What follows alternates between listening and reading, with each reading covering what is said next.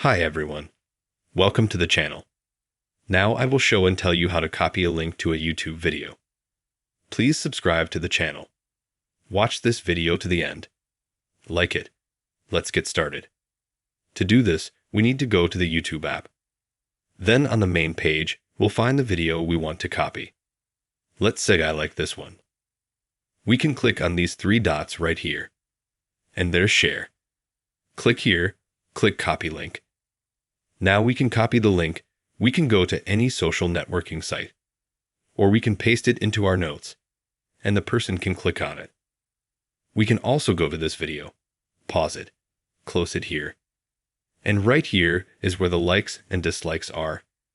We can also share by clicking on this video, and click copy link.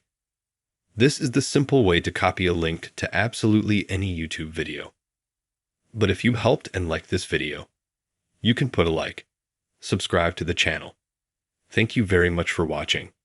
See you later. Goodbye.